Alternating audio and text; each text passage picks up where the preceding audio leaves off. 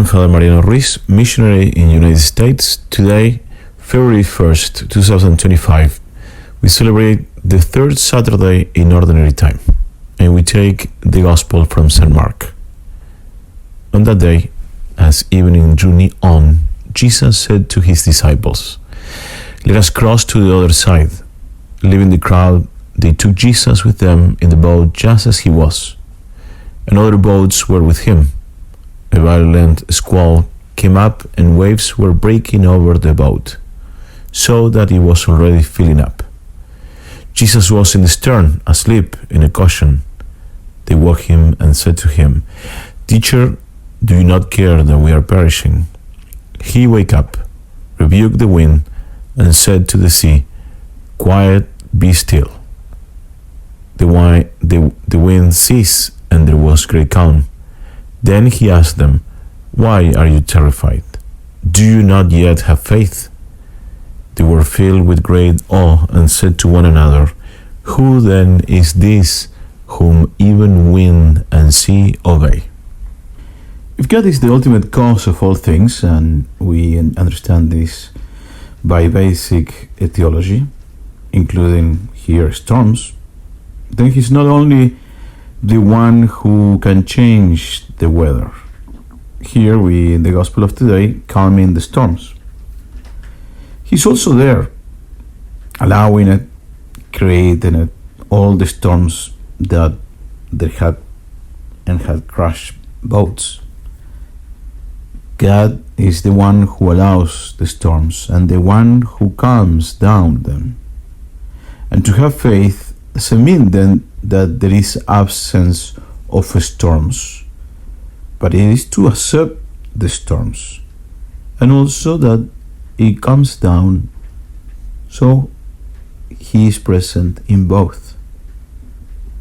The conclusion then for our life, for our spiritual life, it goes along with this idea. God Himself allows storms in our lives. Although it is true that God speaks in the calm, in the peace of our soul, it is also very true what He desires, meaning our response to the storms of our lives. He's also there in our storms.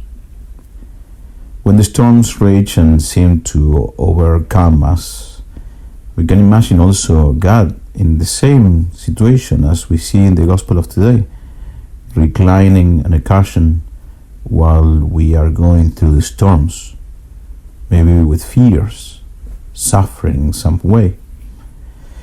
Perhaps even words similar to the apostles come to our mind. Why we are left without help? Why He allows us to perish? So we need to understand that God truly cares for us. The apostles, as we too, we must learn that what the storm is showing us is not that God has forgotten us or doesn't care for us, but that we forget who God is. We often go gratefully accepting God's gift, His generous gift, to expecting His gift as an entitlement, that we deserve what we have. We expect in many occasions also a life that is without storms, that everything has to be peaceful.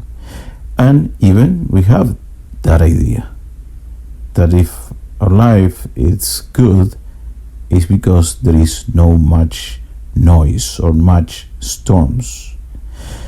In fact, in the daily effort of our lives is to find God's will and not to demand that He does ours.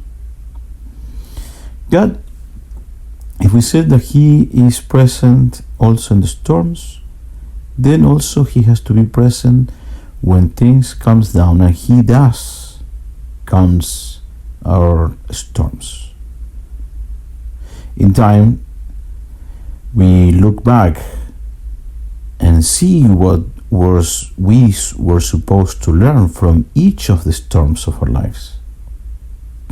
We will learn the important lesson, yes, something that we take advantage in our life. When we feel abandoned during our storms, we must remember that Christ is always present there, that He is not oblivious to our sufferings. Monsignor Fulton Sheen used to say words that help us to understand God's presence in a very special way. He says, God is never so far away as to even be near. He is in us. Let us take advantage also to remember and to bring into consideration our Blessed Mother, her role, in order for us to see that she becomes a true fortress, a defender in the storms of our lives. To her, in the litanies to our Blessed Mother, we call her the Tower of David. And so this title can show us how she, in many occasions in our lives, in our storms, in our life in general, she becomes truly a refuge. Yeah? She is our shelter. And we can consider also that she is compared in this way as a defender, yeah? An extreme defender.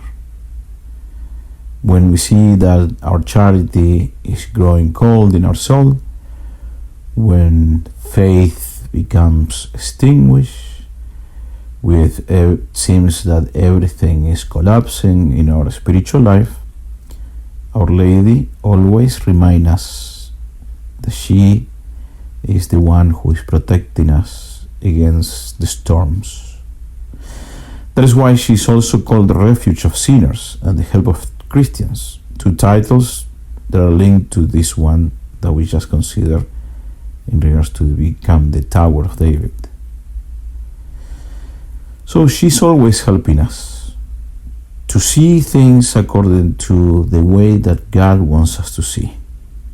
Amen. She receives us also in her arms when our strength seems to resist no more.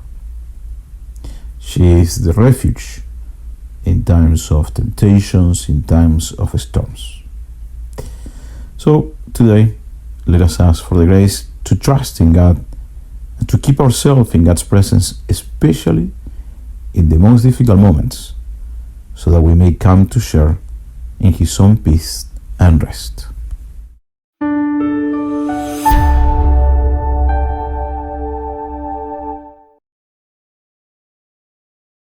If you found this video fruitful, please feel free to share it with a friend or family member. Or if you would like to learn more about our missionary priests throughout the world and how to support them, please visit iveamerica.org. Thank you for watching, and God bless.